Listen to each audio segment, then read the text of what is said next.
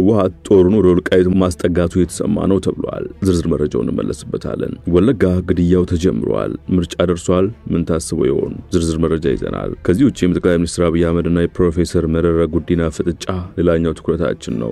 ግድቡን እኛ ነን የሰራነው አስደንጋጩና ወዛጋቢው የትራምፕ መልእክት ነው የሚዳሰስ ይሆናል። የመንግስታቱ ድርጅት ዋና ጸሐፊ አንቶኒዮ ጉተሬስ እስራኤልና ኢራን ግጭት መስፋፋት ማንም ሊቆጣጠር የማይችል እሳት ሊያቀጣጥል ይችላል ሲሉ አስጠንቅቀዋል። ከውጭ የምንመለከተው ሌላኛው ጉዳያችን ነው። እነዚህና ሌሎች ወቅታዊ ጉዳዮችም ተካተዋል። አክብሮታዊ ሰላምታችን በያላችሁበት ድረስ የተወደዳችሁ ሸገር ታይምስ ቤተሰቦች እንዴት ናችሁ? የዕለቱ መረጃ ጥንቅራችን አዳዲስ ክስተቶች ተካተውበት እነሆ ጀምሯል። በመግቢያችን ላይ ያስተዋወቅናችሁን አበይት ነጥቦች እንደሚከተለው በዝርዝር እንመለከታለን። አብራችሁን ቆዩ።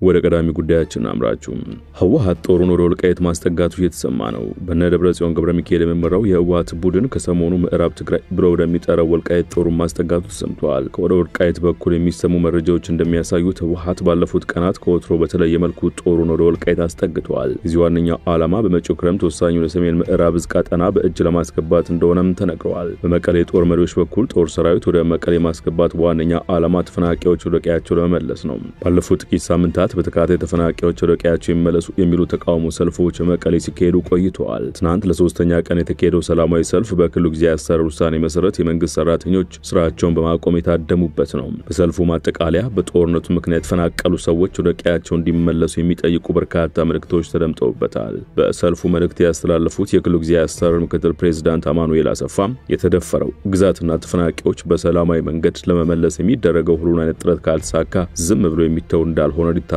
ይገባል ብለዋል። ከተፈረመ 3 ዓመት ሊሞላው ወራት የቀሩት የፕሪቶሪያ ስምምነት ተኩስ ከማቆም በዘለለ ተፈናቃዮችን ደህንነት ማረጋገጥ አቅቶታል ሲሉም ተደምጠዋል። የትግራይ ህዝብ ሉዓላዊ ግዛቱን ተቀምጦ ከቀየው ተፈናቅሎ ተሰዶ በማያቋርጥ መከራ ተሰፍቆ ይገኛል ያሉት ምክትል ፕሬዝዳንቱ የፌደራል መንግስት በጦርነት ያላሳካውን ድል በፕሪቶሪያ ውል ስም የተከፋፈለች ትግራይ እንድትኖር የዲሞግራፊ ለውጥ ለመቀየር የተጠቀመበት ነው ሲሉ ተናግረዋል። በመቀሌ ሮማናት አደባባይ 3 ቀናት ማጠቃለያ ሰላማዊ ሰልፍ ያሰሩ የካቢኔ አባላት የሁሉም የሃይማኖት ተቋማት አመራርና ምዕመናት የሚዲያ ባለሙያዎች በሺዎች የሚቆጠሩ የመንግስት ሰራተኞች ተማሪዎች መምህራንና ሌሎች የህብረተሰብ ክፍሎች መገኘታቸው ተዘግቧል። የቀድሞ የጊዜያዊ አስተዳደር ፕሬዝዳንት ጌታቸው ረዳ አሁን ላይ በትግራይ ትርምስ እንዲፈጠር እየሰራ ያለው የህወሓት አንጃም ተፈናቃዮችን ለፖለቲካ ፍጆታ በመጠቀም ተፈናቃዮች ወደ ቀያቸው እንዳይመለሱ እየሰራ መሆኑን አስገንዝቦ ነበር። ጠቅላይ ሚኒስትር አብይ ከፖለቲካ ፓርቲዎች ጋር ውይይት ባደረጉበት ወቅት ደግሞ የትግራይ ተፈናቃዮች ጉዳይ አንስተው ነበር። የተፈናቀሉ ሰዎችን መመለስ በሚመለከት 100%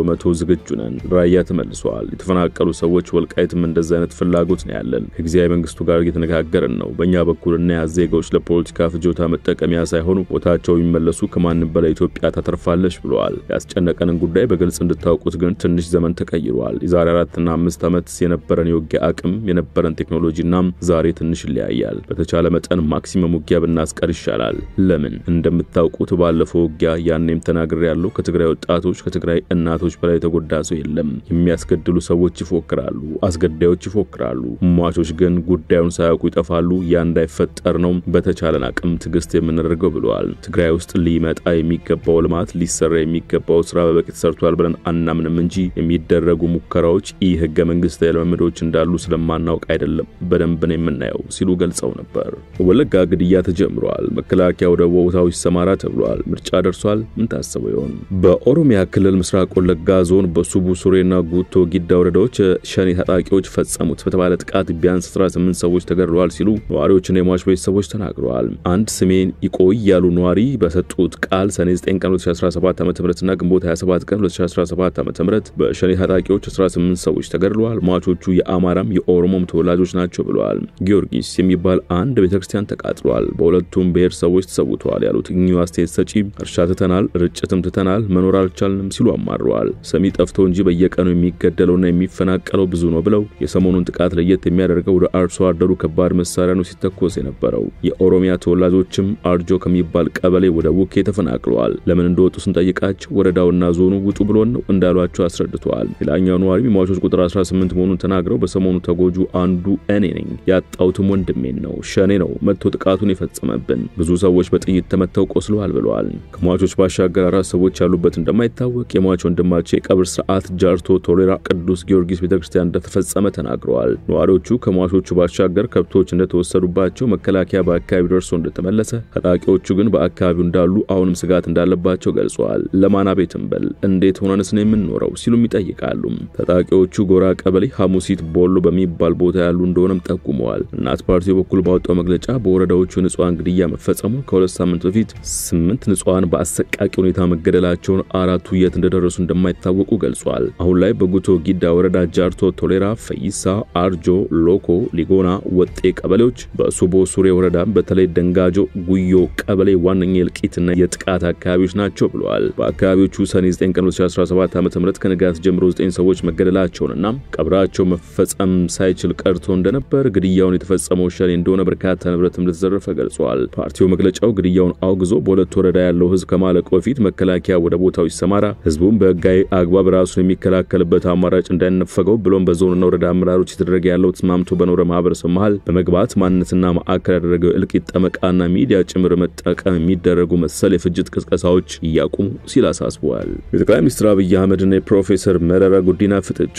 ጠቅላይ ሚኒስትር አብይ ከተቃዋሚ ፓርቲዎች ጋር ባደረጉት ውይይት ያልተገኙ ፓርቲዎችን ብትመጡም አዲስ ሐሳብ የላችሁም በማለት ዘግይቶ በተላለፈው የውይይት መድረክ ላይ ወረፈዋል። አብይ ፓርቲዎቹን በውይይቱ ላይ ከተገኛችሁ ከሆነ ወገን የሚላክላችሁ ስሙን ይቀራል፣ ከውይይቱ ብትቀሩ ደግሞ መንግስት የሚሰጣችሁ የድጎማ ገንዘብ እንዳይቀርባችሁ ትሰጋላችሁ በማለት ወቅሰዋል። በውይይቱ ያልተገኙ አንዳንድ ፓርቲዎች ከማን ጋር ግንኙነት እንዳላቸው እንደሚያውቁም አብይ ተናግረዋል።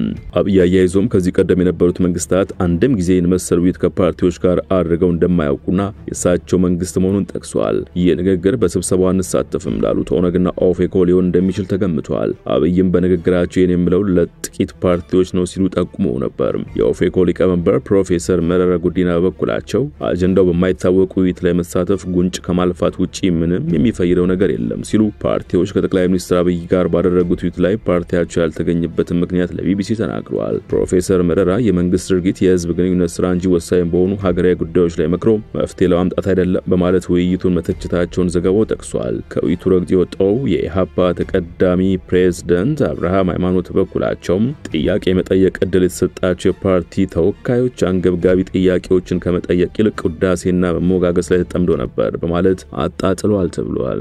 ግድቡን እኛ ነን የሰራነው አስደንጋጩና ወዛጋቢው ትራምፕ መልእክት። የአሜሪካው ፕሬዝዳንት ዶናልድ ትራምፕ በኢትዮጵያን ገንዘብ የተገነባውን የህዳሴውን ግድብ ግዙፍ የኢትዮጵያ ግድብ በአሜሪካ በሞኝነት የገንዘብ ድጋፍ እየተደረገለት ነው ሲሉ ገልጸዋል። ፕሬዝዳንቱ ትሩዝ ሶሻል በሰኞው ማህበራዊ ሚዲያ ገጻቸው ላይ አሁን በለቀቁት ጽሑፍ አሜሪካ በሞኝነት የረዳችው የኢትዮጵያ ግድብ ወደ አባይ ወንዝ የሚፈሰውን ውሃ በእጅጉ ይቀንሳል ሲሉ ጽፈዋል። ከውጭ ጉዳይ ሚኒስትር ማርኮ ሩቢዮ ጋር በመሆን በዲሞክራቲክ ሪፐብሊክ ኮንጎና በሩዋንዳ ሪፐብሊክ መካከል ባለው ጦርነት ላይ አስደናቂ የሆነ ስምምነት ማዘጋጀቴን ሪፖርት ማድረጌ በጣም ደስተኛ ነኝ። የጦርነት ከብዙዎች ጦርነቶች በበለጠ በከፋ የደም መፋሰስና ሞት የሚታወቅ ሲሆን ለ10 ዓመታት የቆየ ነው ካሉ በኋላ የሩዋንዳና የኮንጎ ተወካዮች ሰነዶችን ለመፈረም ሰኞ ዕለት ዋሽንግተን ውስጥ እንደሚገቡ ገልጸዋል። ይህ ለአፍሪካ ታላቅ ቀን ሲሆን በእውነት ለመናገር ለመላው ዓለምም ታላቅ ቀን ነው ሲሉ አክለዋል። ለዚህ የኖቤል ሰላም ሽልማት አላገኘንም። በህንድና ፓኪስታን መካከል ያለውን ጦርነት ማስቆሜ የኖቤል ሰላም ሽልማት አላገኝም። በሰርቢያና በኮሶቮ መካከል ያለውን ጦርነት ማስቆሜ የኖቤል ሰላም ሽልማት አላገኝም። በግብጽና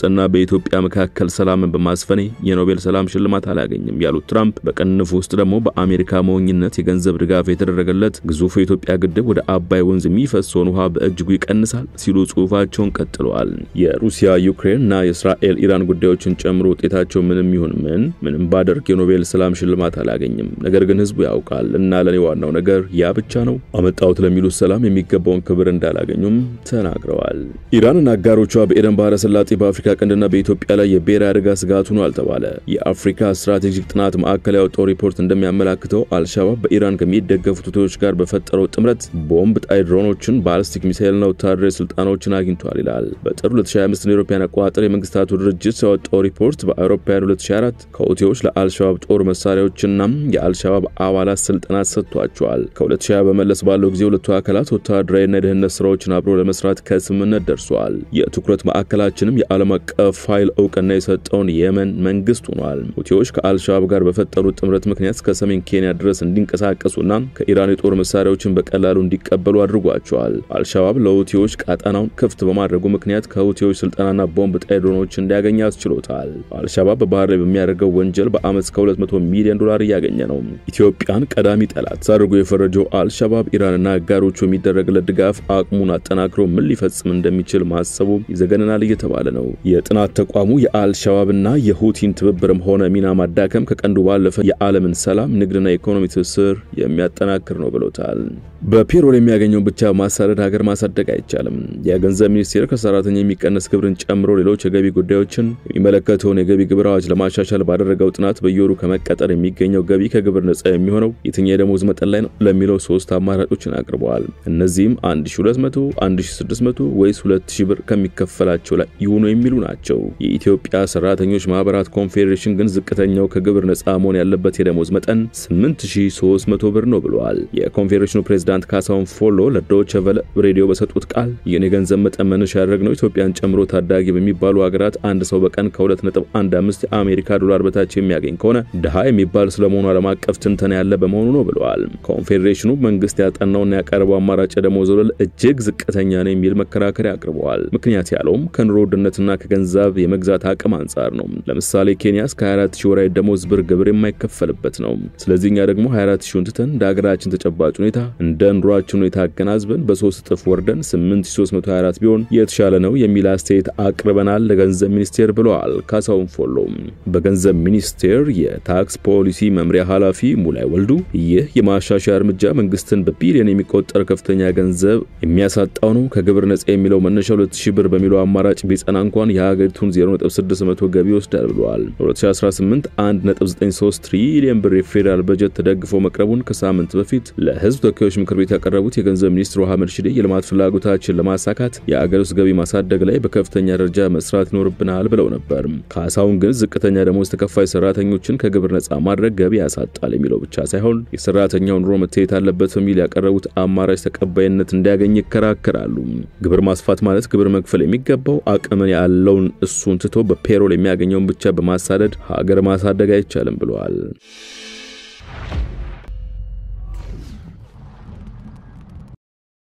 ወጨረሻም እስራኤልና ኢራን ግጭት መስፋፋት ማንም ሊቆጣጠሩ የማይችል እሳት ሊያቀጣጥል ይችላል ሲሉ የተባበሩት መንግስታት ዋና ጸሐፊ አንቶኒዮ ጉቴሬዝ አስጠነቀቁ።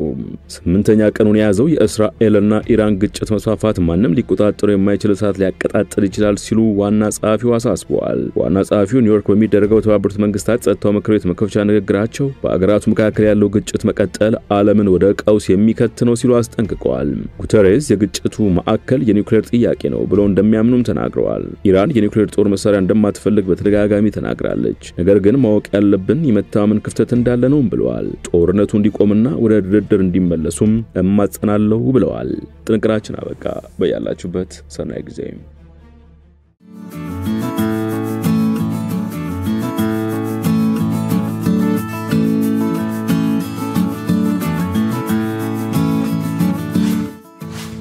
ሸገር ታይምስ ሚዲያን ሰብስክራይብ በማድረግና ደወሉን በመጫን ይከተሉን።